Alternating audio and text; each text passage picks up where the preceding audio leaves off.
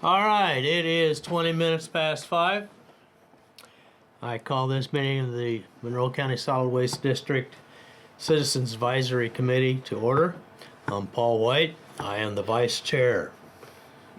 Nelson Schaefer, active member. Tom McGlasson, Director of the Solid Waste District. John Arnold, Secretary. Lily Kleinlein, member. And since this is my first time chairing a meeting, I hope I don't screw it up too bad. Do we have any old business that we need to have in any discussion? Not me. Not me. You don't want to tell us about the fishing that you did, and okay. Oh, I don't. I don't either. All right, and new business. We need to vote on a meeting schedule. So I guess the first thing to ask is, do we want to continue meeting every other month as we have been now?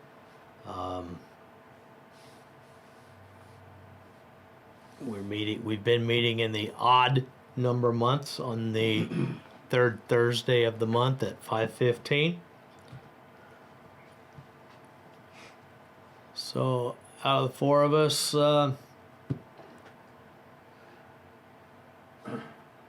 anybody not want to do that? Fine with me. Seems to make sense. All right, so then we'll move then that we do that. We have a second. Second. All in favor? Aye. Can I add, I mean... Yes, you can. And I'll tell, I mean, you're down here tonight because when I called to do the McCloskey room, the city's environmental commission had that reserved at 6 o'clock. And with the presentation, Rondi wasn't sure that would be too rushed and to get people out in time. And that conflict's never occurred before, and I'm not real sure about that. But I assume that your guys' preference would be to continue to meet in the downtown area. I guess because now that you have a schedule, I will find you a place to meet. Just give me a preference on. Do you want to be at Showers? Do you want to be down here? Where would be your preference for a location, an area to meet? Nick's. I worked there for 20 years. I got a little pull there. I can There make you that go. happen. No, I think that this is fine. The Showers is fine for me, but I can't speak for the other folks. I mean, this is closer for me, but I believe in the past when we've discussed the benefits, pros and cons, that people who don't have cars that might want to be on, or people that work on campus, that downtown really is a more central location to get to right at 5:15. So I would vote to stay there if we could and be here as a backup. Okay. I mean, we are on a bus route. Oh, okay. So the bus stops right up here at the drive entrance.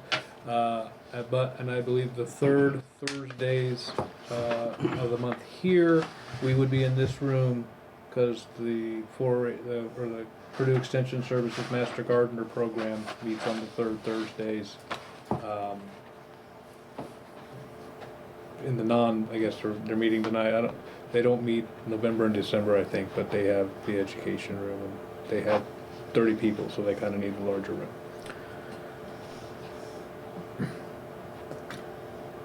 But I will pursue options at Showers, and if I can't get something, then I will send an email out and we can discuss this building or another location as a plan B.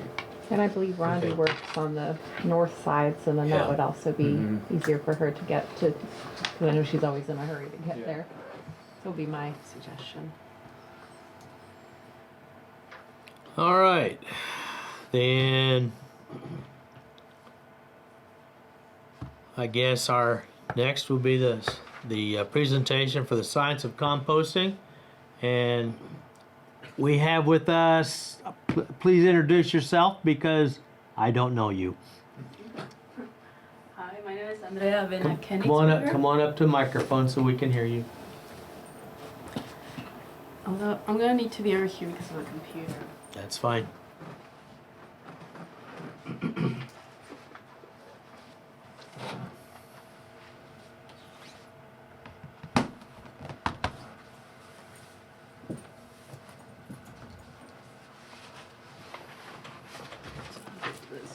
block the projector.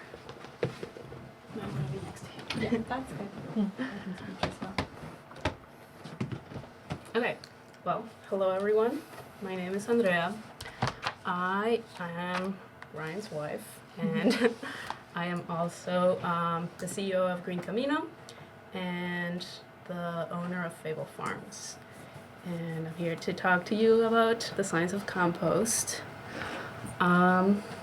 If anyone has questions before, you can ask me right now, otherwise I can just start. Start it up. Go for it? Okay. I wasn't sure how technical you wanted this to be, so I'm just gonna start talking, and whenever you have questions, stop me and I can explain further. I do want to clarify, so I'm just going to be focusing on the science of compost, so I'm not going to talk about why compost is good, why it's important. I just assume we're all here agreeing that compost is good. So it's more about what is compost really and what is composting. Okay, so I'm going to talk about, as I said, what is compost, thermophilic compost, and then I'm going to really focus a lot on just creating the ideal environment for making compost, for compost to happen. And so I divide that in 3 sections: the chemistry of compost, the physics of compost, and then the biology of compost. And at the end, I'll just try to wrap it up because, I think that knowing the science is really important, but admittedly, I do believe that most composters don't really know the science, and you can still get it to work, right? So there it's good to understand it, but I think there are shortcuts, and those are good. Okay, so what is compost? Compost is decomposed organic material, right? But really, compost is the end of a process of composting, and so I think that is also a very misleading. The word compost gets thrown in a lot everywhere, and I think it's misleading. Like some people who are our clients call their organic material that they put out in their bucket for us, they call it compost, and well, no, it's not compost, right? It's organic material that still needs to go through a very long, year-long process of decomposition before it is actually compost. And so really, these organic materials are just a gigantic heap of food for microorganisms, and composting is the process of creating the right environment for these microorganisms to thrive in the compost heap, and finally decompose it. And so I think many of you probably have heard that compost has greens and browns.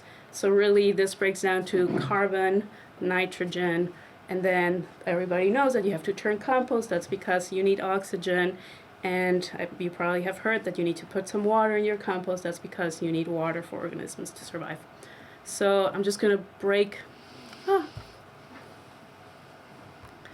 I'm going to go into detail into each one of these things. I'm going to be focusing on what we call thermophilic compost or hot compost. And the reason I'm going to be focusing on this is because it is the most common way of making compost. It is not the only way of making compost, but that's what we do, that's what most people do, and I will explain why in a few minutes. So something that's important to understand about hot compost is that the temperature comes from the microbial bacteria in the pile. It is the activity of the microbes. A lot of people ask us very often when we do compost workshops, should I put my compost in the sun so that it heats up? No, the heat does not come from any external sources. The heat comes from the compost itself. And if the compost is not hot, there's something not working there, because essentially you don't have microorganisms that are actively decomposing material and creating the heat. Let me see what else I want to say about this. It is also, hot compost, I believe, is the fastest way to make compost and the safest, because you are killing bacteria and you are also destroying a lot of seeds that come in the products that are put into compost. I'll talk a little more about that in a minute. So throughout the process of making compost, of making hot compost, there are essentially different phases, and we're going to look at the different phases. But throughout these different phases, the chemical composition and the physical composition of the pile starts changing, and with those, the biology in the pile also changes. There are three, broadly speaking, three phases. The first one is called the mesophilic phase, and it's when the compost is not very hot yet. So in this figure, what you're seeing is time on the x-axis, and on the y-axis, you're seeing temperature, and the temperature is in Celsius, not Fahrenheit. But I guess I'll give you some idea of where we are in a minute. But so the first phase is really short, and that's when the bacteria just you have temperatures that go between 10 and 40 Celsius, which probably would be below 120 Fahrenheit, but I'm not totally sure. I can look at a converter in Google in a minute. But in this range of the temperature is low, and you have microbes that don't like high temperatures. And what these microbes are doing is that they're starting to eat the things that are immediately available. They go for the sugars and the carbohydrates that are really easy to break down. And so as they start eating these very easy to break down materials, they start reproducing really, really fast. And so as they start reproducing faster, the temperature of the pile starts going up.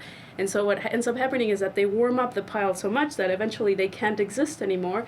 And so they start dying out, but new microbes that really enjoy the heat start being able to populate the pile.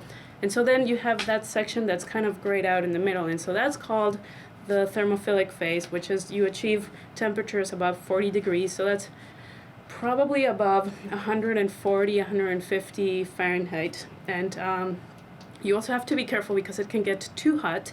And if it gets too hot, then you kill everything, right? And so you don't want to kill everything. And so that's kind of the sweet spot, and that goes on in this particular figure. They show it for about 13 days, and it varies. Some people want to keep it hot longer. Some people keep it hot for shorter time. I think the rule of thumb is that you want to keep it hot for 3 consecutive days and turn it at least 5 times. So Does turning it cool it down? turning it, I'll show you a figure in a minute, but turning it has many effects. So let me just finish this and I'll go to that figure that shows what turning it does. Let me see. The other thing that happens as the pile gets really hot is that a lot of the more complex chains of molecules start breaking down because of the heat. So like fats and proteins start being able to break down, and so that again allows bacteria to continue to break them down even more, and continue heating up the pile. What's really happening here is that bacteria, well, not only bacteria, the microorganisms, because there are fungi also, start secreting enzymes, and so these enzymes have the effect of breaking down long chains of carbohydrates. And so as these break down, then the bacteria can go and either eat them or break them down further until things just start breaking down. And then eventually these materials start to become exhausted, and so the bacteria that love the heat and are capable of breaking down these more complex materials, since they are no longer there, then these bacteria start dying, and so then the temperature starts dropping, and we go back to this mesophilic phase where another population of bacteria and microorganisms come in. More fungi comes in this phase also, because fungi does not really like the heat, so it is until it starts cooling down that you start seeing fungi. We see that a lot. We open up our piles in this phase where it's a little colder, and it looks like there's these like white webs, and these are all the fungi that has just completely taken over the pile.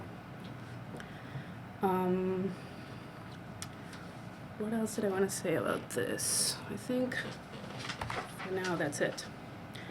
So this is where humans come in, right? Because as I started saying first, compost is a controlled decomposition of material. And so the humans are an important part of the process, because if you just leave organic material sitting there in a pile, it won't necessarily turn into compost in the amount of time that we want it to. Eventually it would, but not in the amount that, not as fast as we want.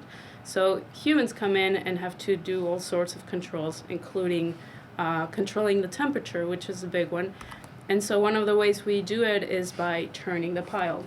And so here what I'm showing is, as the days go by, how the temperature varies.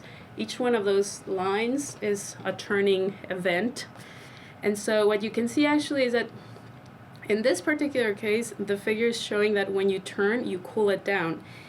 It can also be the opposite way. Sometimes if you let it go too long without turning, there's no oxygen and things start compressing and there's no airflow, and so then the bacteria are depleted from oxygen. I keep saying bacteria and I should say microorganisms. The microorganisms are depleted of oxygen, so the pile starts cooling. You turn it and then the temperature comes up again. But what also happens sometimes is that the temperature starts going so high that you need to cool down the pile, and so then you need to turn it to let some of the heat release, and so then the pile cools down. So turning has it's different effects, and that's part of the thing about composting, is that there's no rules. You constantly have to be monitoring your piles, and you constantly have to be measuring all sorts of things to decide what to do with them.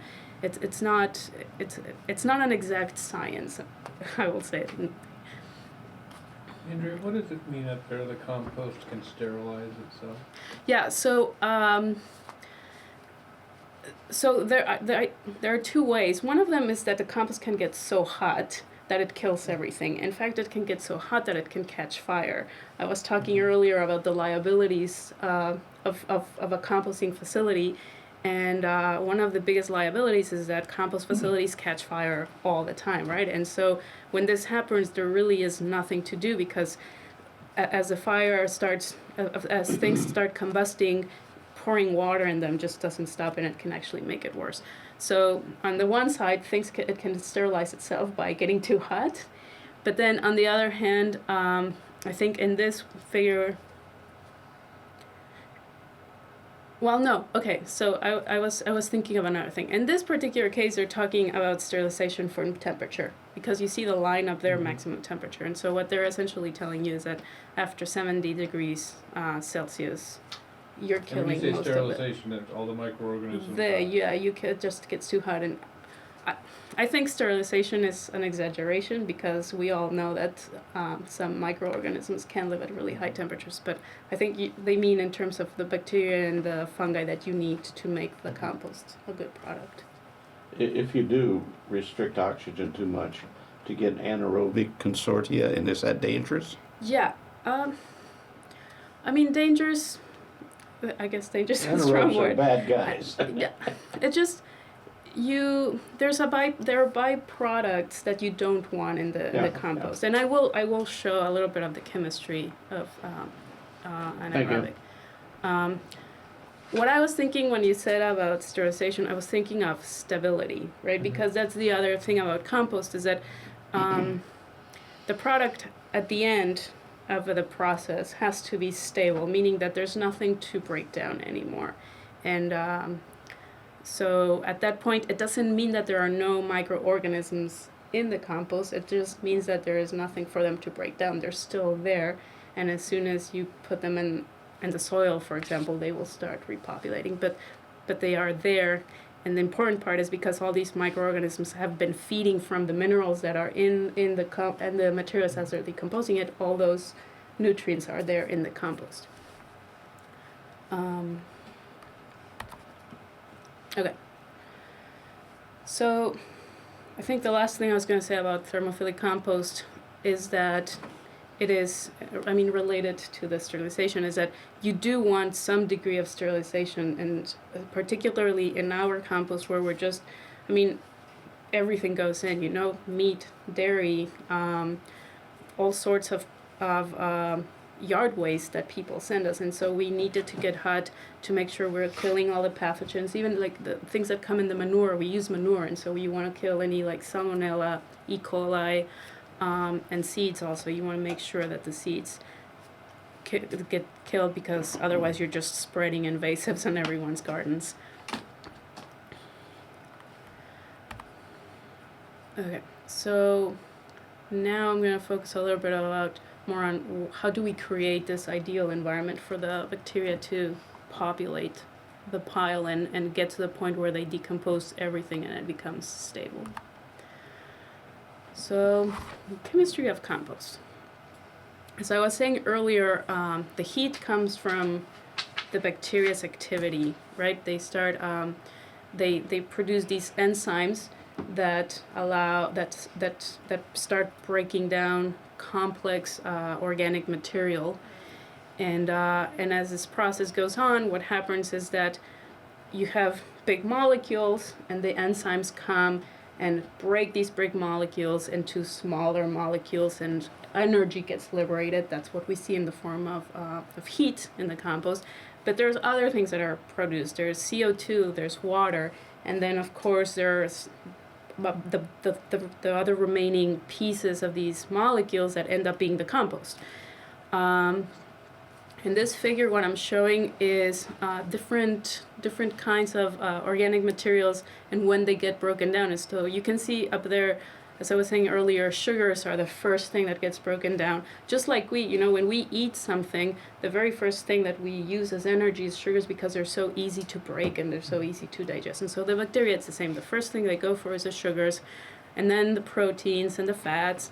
And then at the end, there's the lignin, which is what makes like the bark of trees. This is a very difficult to break organic material, and most bacteria cannot break it. And so you can see that actually that remains to the very end, and it does not break down.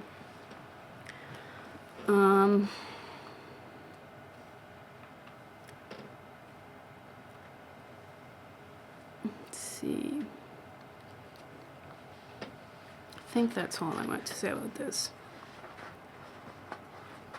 I feel like I missed a slide. No, I didn't. Okay. Okay, so that plot there is really crazy, but what I wanted to show really is that there's a lot of things going on all at the same time, and you have to be monitoring as much as you can. So there are 3 key factors to get compost hot. One of them is the relative amount of carbon and not nitrogen. So it is not the total amount of carbon and the total amount of nitrogen, but it's how they compare relatively. So how much carbon you have, how many parts of nitrogen you have per how many parts of carbon you have. The other important thing is the balance between oxygen and moisture content. And finally, the pH. And so those things are kind of all plotted in that figure, one on top of the other, together with the temperature and together with different populations of organisms. And I know it's a very busy figure, but really there's a lot going on at the same time, and so that's why I like it. So the carbon to nitrogen ratio, which we express as a C:(N), as I said, it's how much carbon you have, how many parts of carbon for how many parts of nitrogen. Ideally for compost, you want a 30-to-1, so 30 parts of carbon for each part of nitrogen, and this is by weight. Okay, so why is this magic number? So the reason is that you need a lot of carbon, because carbon is it's energy. We are all, we all use carbon. Carbon is like the basic building block of life, or one of them, and we make energy out of it, and we're made out of it. And then you need nitrogen, because nitrogen is what is the building block of amino acids, and you need amino acids to generate DNA and to create proteins and all these wonderful things that make life.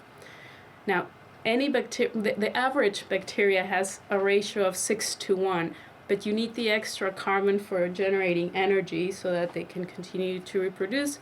And so that's why the ratio is not 6-to-1 as the composition of the microorganisms, but it is 30-to-1.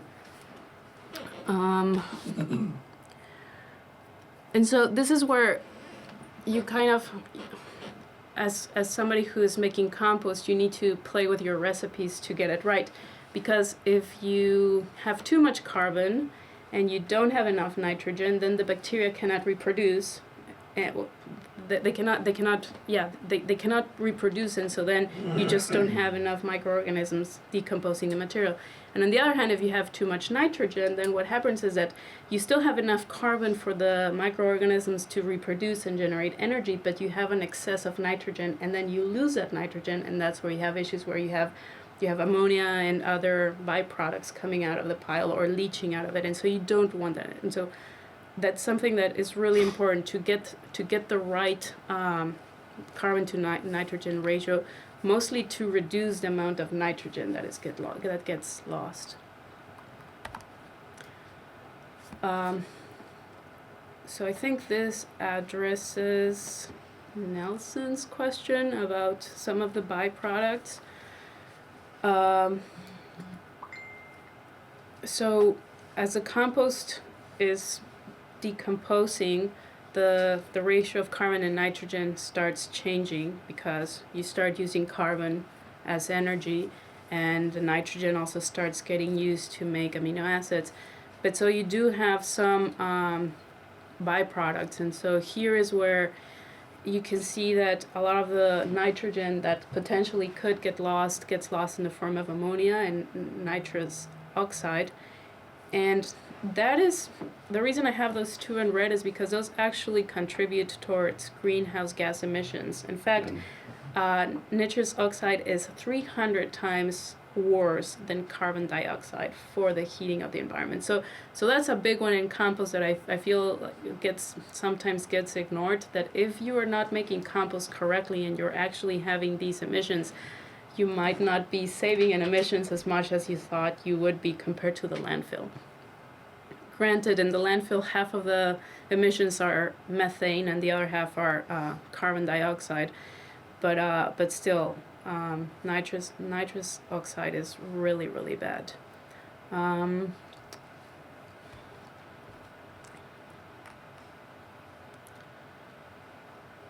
so this goes back to really paying attention to the balances of nitrogen and carbon, because, as I was saying, if you can get that right, then the amount of nitrogen that gets lost can be minimized, and it just gets used by the bacteria to create more bacteria. How do you determine do you just by weight, do you make that determination, or? Yeah, so I have a slide of that at the end, because that's the thing, right? That when you go to any compost workshop, what they tell you is, they talk about the ratio, but really the rule of thumb is 3 parts of carbon for 1 part of nitrogen, and that has nothing to do with the 30-to-1. It just has to do with the average amount of carbon and nitrogen that is in certain materials. And so what really happens is that there are tables. There are gigantic tables that tell you somebody in a lab has actually measured these things correctly. And so there are tables that just tell you horse manure, cow manure, they tell you the ratios of everything. And some of these are really detailed, right? Like horse manure with straw, horse manure with, or wet horse manure versus dry horse manure, or like wood chips, and they can break it down into the kinds of trees and so on. And so you can get really, really specific and try to calculate really accurately the carbon to nitrogen ratio in your pile. I don't think anyone does it. I think people just start. I think most of composters, you start with a baseline recipe and you start just tweaking it to make it work, and so a lot of these things, you don't need to be in a lab to know that ammonia is coming out of your piles. You smell it, ammonia just smells a lot. Smells like ammonia. Yeah. And then there's always the thermometer. I think, the thermometer really is a really good indicator of a lot of these things, because if your compost is too hot, it's because there's too much nitrogen. The bacteria are just going like crazy, If your compost is not getting hot, then there's more things that you can play with. It could be that there isn't enough nitrogen, or maybe there isn't enough water for the microorganisms to be comfortable.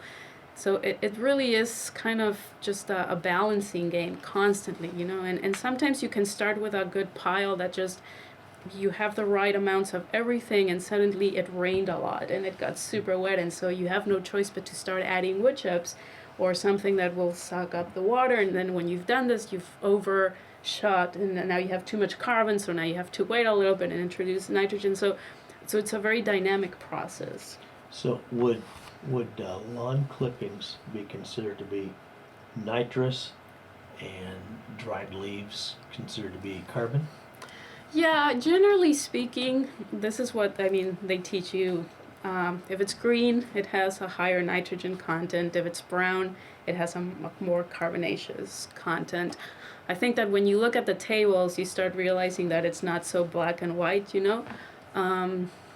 For example, coffee grounds. You know, coffee grounds are clearly brown, but they have a high content of nitrogen. And grass clippings have a lot of nitrogen, but if they've dried out and they've been rotting, then a lot of the nitrogen could have already leached out, Okay.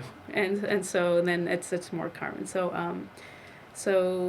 it's tricky. Let me think. Okay, I think that's all I had for that. Oxygen.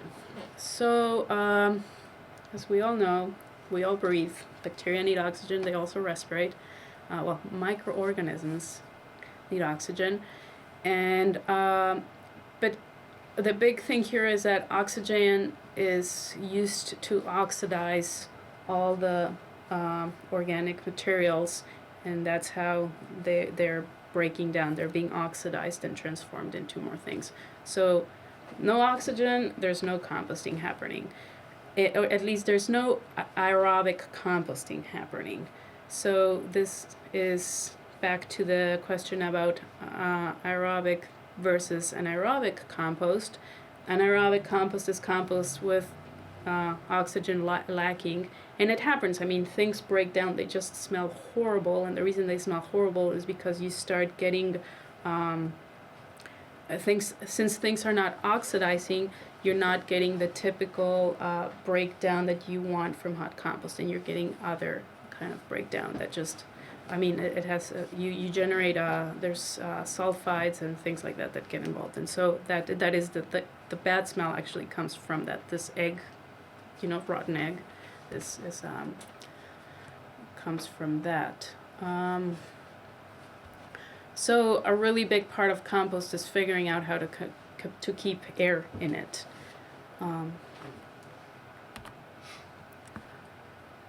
The pH. So pH is one of those that it is a little harder to control. But in our experience, it just doesn't. It hasn't ever been a problem from us. I've heard from other composters that suddenly their pH is super high or super low because they introduced a bunch of pine leaves that are really acidic, or they're composting, I don't know, something that's just weird, you know. But in our case, we've rarely had issues with pH. It's pretty stable. It normally ranges between 5.5 and 8.5. Ideally, you want it to be neutral, which is 7. What does happen with the pH is that at the beginning it drops, and this has to do with these enzymes that the microorganisms are releasing and are breaking things down. There's an accumulation of acids at the beginning of the process, and so with these acids the pH drops. But then as the compost gets hot and the acids keep breaking down, then there's fungi that come in and start rebalancing things, and so then the pH kind of like comes up again, and then it just stays pretty stable. So yeah, I think pH is one of those that if it goes wrong, it's very difficult to control. It's harder to balance pH, definitely. Okay, so the physics. So how do we control the physical parameters that allow the chemistry to take place? And the physics has to do more with just trying to balance the physical properties of the pile. And so the three big factors are the pile size, which really it's not so much about size, it's more about the surface area to volume. Then how to balance oxygen and moisture is another big one. And finally, particle size, which I would say I would say in my experience, particle size is a little bit less important than the other two. So the surface area to volume ratio is essentially how much surface does the pile have compared to how much volume is inside, right? So you can make a really, really long pile, a windrow that's really, really long but is really short, and so it just has a lot of surface area. Or you can make a pile that's just not as long and maybe it's just shorter but is really tall, maybe 10 feet tall. And ideally that's what you want. You want a big mass and you want to minimize the surface area of the pile because that's where there's heat loss. So by conduction, just the heat goes out, and so the more surface the pile has, the more the heat can conduct out and heat up the air, and so we see the heat loss. The other thing is really important is that there's something called convection going on. So convection is in the case of compost, what's happening is that, as you know, hot air tends to go up, and so as the pile is getting hot and the air in it starts going up and leaving the pile upwards, it can't just leave a vacuum, right? So when the hot air goes up, what happens is that it pulls cold air from the bottom of the pile, from the sides, and so that is it's called convection. So you have air being pulled in by the heat that's coming out, and so that's a constant flow that's just happening natural in the pile, and you really want that. In fact, there are studies that have shown that when you turn a pile and you introduce oxygen into the pile by turning it, that oxygen is depleted within 7 hours. And so the turning of the compost really is not the main way to introduce oxygen. The main way to introduce oxygen is by convection. And you get it for free, right? Because the pile is going to be hot. If you're doing things right, the pile is going to be hot. And if it's going to be hot air goes up. And then for free, it just pulls cold air in. And so you have a constant flow of air, which is free for you. And so so that's something that they taught us at this when we went to Michigan, is you always want to try to make your piles like a little cone so that you have more space for the hot air to come up and pull cold air.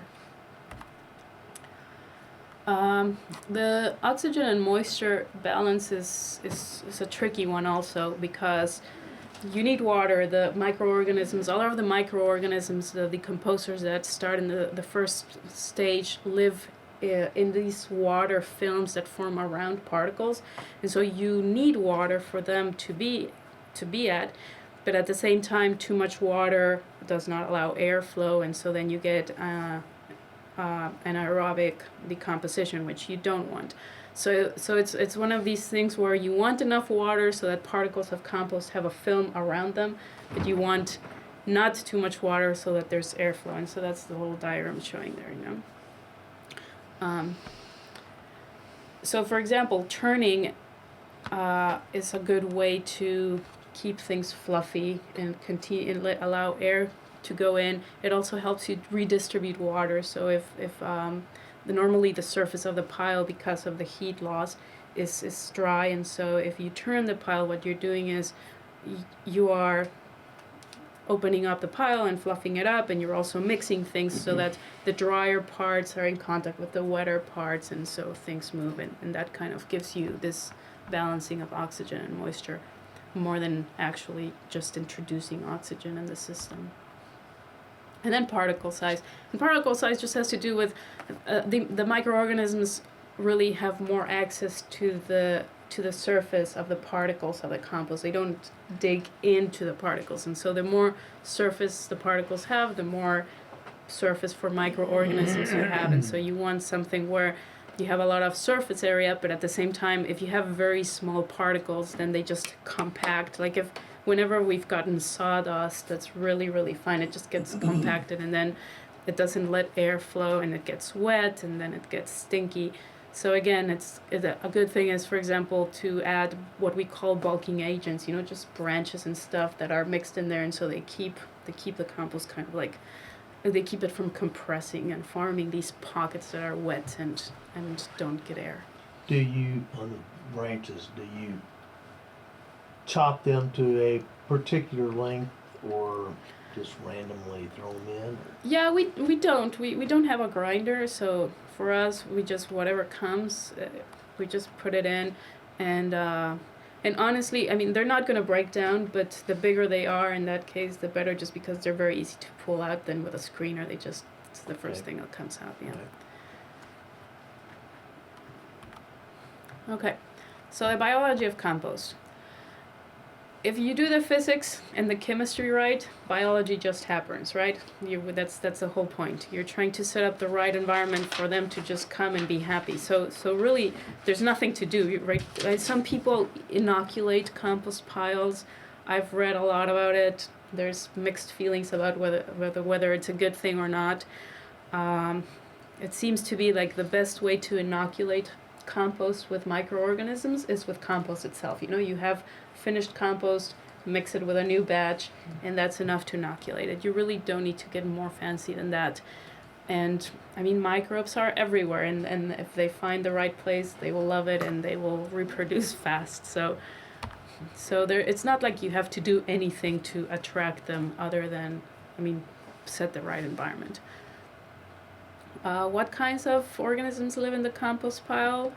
Ticks. All sorts. You start with the tiny microorganisms, which are called the primary consumers, and these are the ones that are actually, they have the enzymes that break down the materials, but they don't necessarily break them all the way down sometimes, and so they will eat them, and then you have secondary consumers who will eat the bacteria and then again reprocess and break it down, and then you have tertiary consumers who eat the secondary consumers, and so on. And so it's a whole ecosystem in there. Things are just getting recycled and recycled. The nutrients pass on from a bacteria to a tick to a worm, and then the worm poops it, and then the bacteria eats it again, and so on.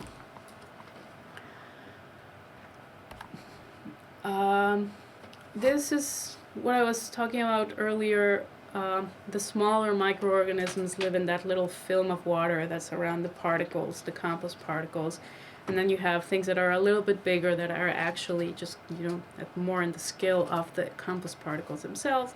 And then you have the gigantic worms, and so that we can all see.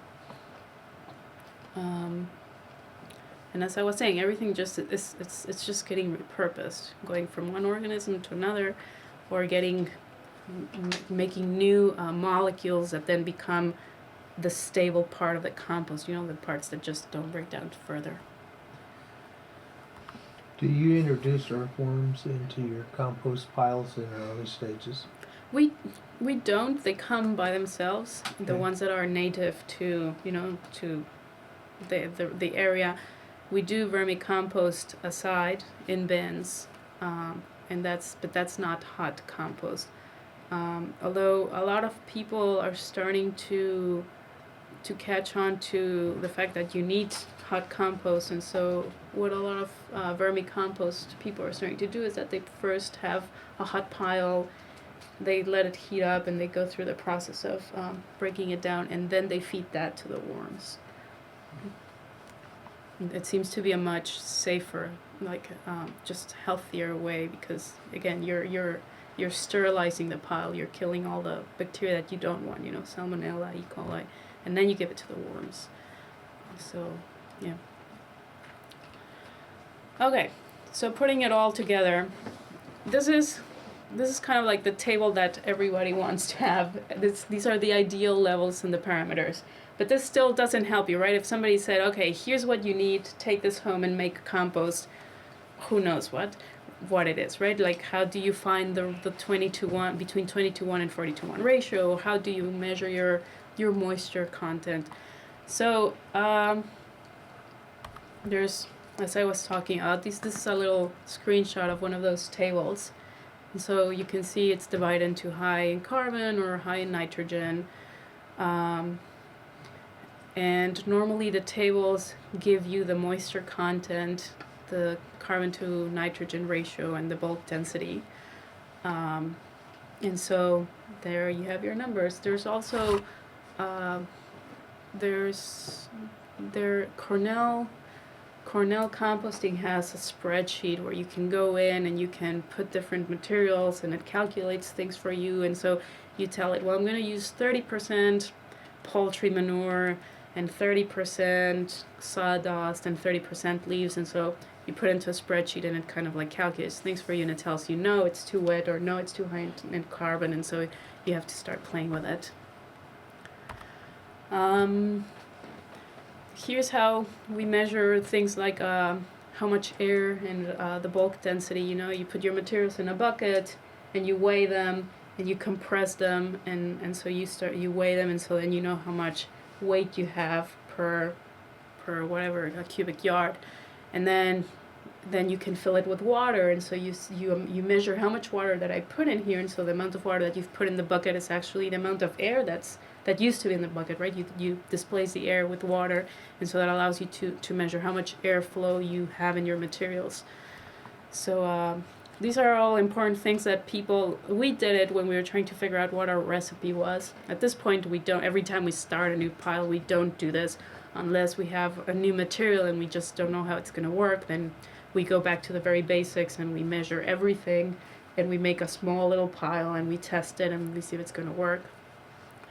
But I would say that the majority of composters, once you have a recipe that you know it works, then you just go with it, and from there you just tweak it according to external changes. You know, the environment, whether it's snowing and it got super wet or things like that. And that's all I have. There's some few references there. I really highly recommend the Cornell site. They have a lot of really good information, and they have all sorts of spreadsheets that you can download and play with.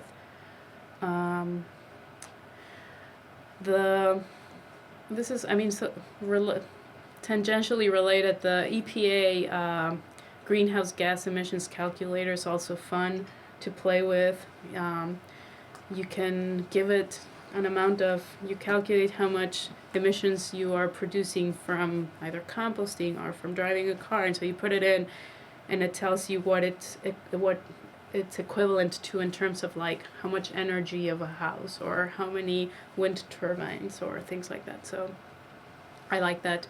There's I use, for example, what we do for our clients is that at the end of the year we tell them, well, these are how many pounds of food waste you diverted from the landfill. And so I know, because there's a table that tells me on average how much methane would have been produced by the food waste in the landfill. And so I tell them, well, this methane was not produced because you composted your food, so this is how much you actually saved in terms of emissions. And it's equivalent to not driving a car for a full year, or it's equivalent to having solar panels for half a year, or so on. So I think it's very helpful for people to be able to ground these numbers and say, like, oh, this is how much it means for me to not produce all this methane by composting. Yeah. At this point, are there guidelines or regulations on emissions, and do you have to measure like methane and other things? We don't. Which, and it's interesting because I don't know that. So there's there's some grants, SARE grants, and I can't remember SARE stands for. Do you know? Have you heard of them? You know, if they put on regulations. Yeah. And Yeah, no. penalties, So what it I was could be going to say is very that serious. there aren't regulations in terms of the emissions in Okay. compost, and I think that is a very valid question, right? Because as I was saying, if you screw up your mix and suddenly you're throwing a bunch of nitrous oxide into the environment, that is potentially worse than if it had gone to the landfill and Your just neighbors produced aren't gonna methane. like you if you. Well, start it's running not hydrogen beyond the sulfide. smell. It's beyond the smell, but and so I do think that the other point that I think people constantly miss is that a lot of the compost facilities that are huge and have these gigantic machines that are using 8 gallons of diesel per minute, well, how much emissions are being generated from that, right? So I honestly, I do think that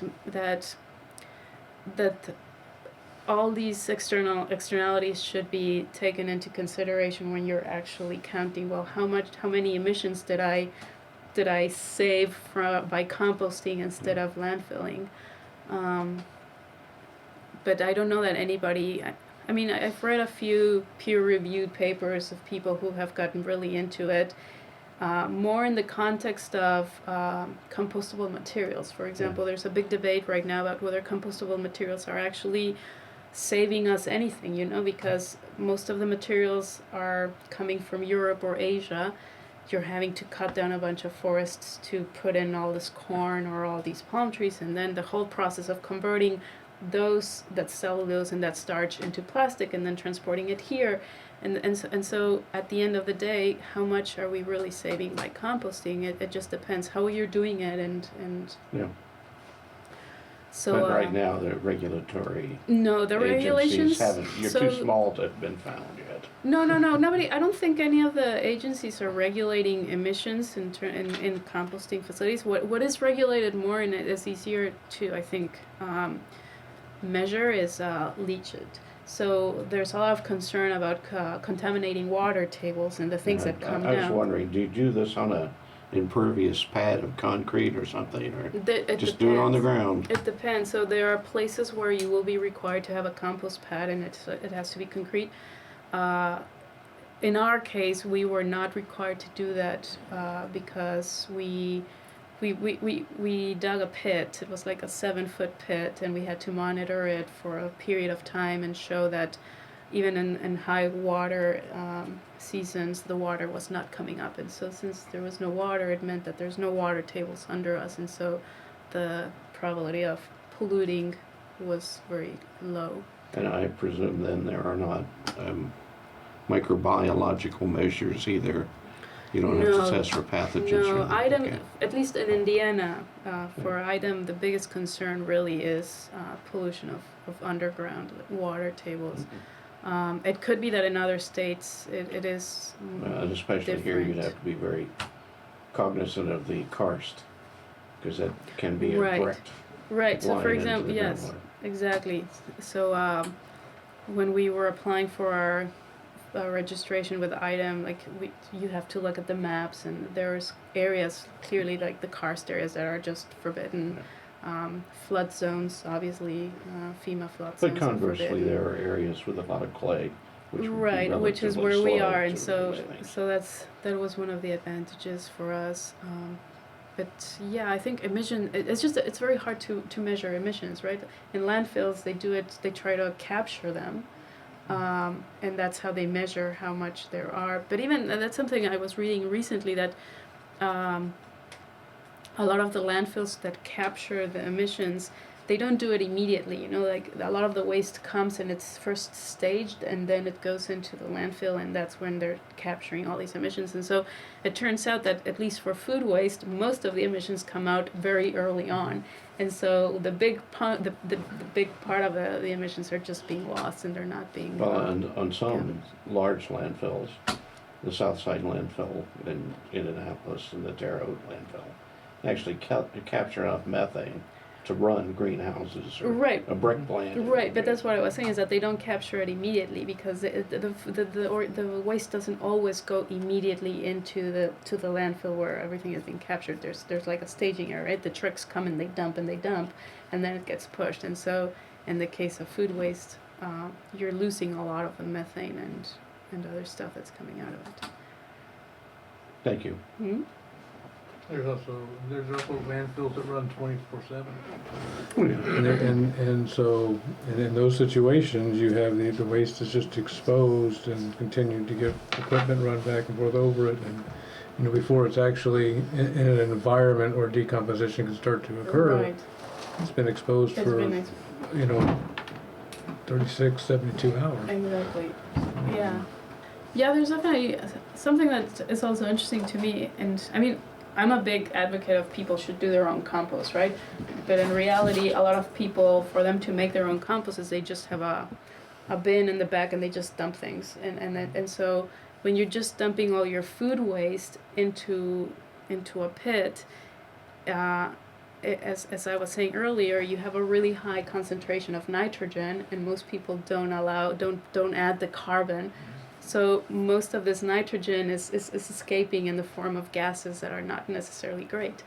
So so again, if we were able to measure these things, then we could probably know whether is that still better than sending it to the landfill. You know, I hope so. But So in the case of household, you know, one bucket at a time into a composting bucket in the back, would you say that people should put for every bucket of their food waste something of the browns? at least, yeah. And as I was saying, the rule kind of very broadly is 3 parts of carbon for 1 part of nitrogen, right? And that's why composting at home is so hard, because Yeah, 'cause you your bin would be normally, full like yeah, that exactly, with the brown stuff. exactly, and so so to keep it balanced, you do need. I think that people should at the very least try to add their leaves. You know, instead of letting the city come and pick up your leaves, put them in your compost.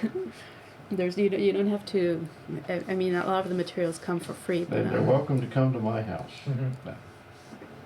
I mean, and I would add too that, you know, with, you know, the carbon footprint aside, emissions aside, and all that, you know, that whether you're doing it in your backyard or sending it to a facility, as long as it's being done right, there's a benefit to that. You're creating fertile soil. When you send something to a landfill, that's it. It's gone. Whatever Right. potential benefit it may have had is gone and buried with it. Right, right. Yeah, definitely.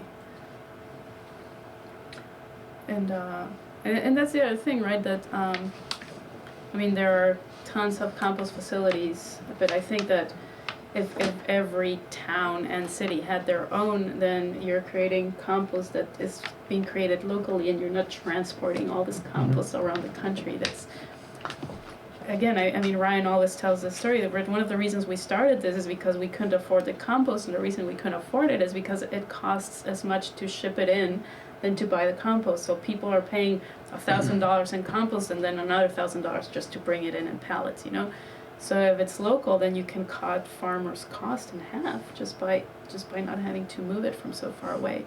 So I think that there are so many benefits to just. You mentioned vermiculture. Are there other, I don't know, I envision weasels or something going through your trash and mixing it up.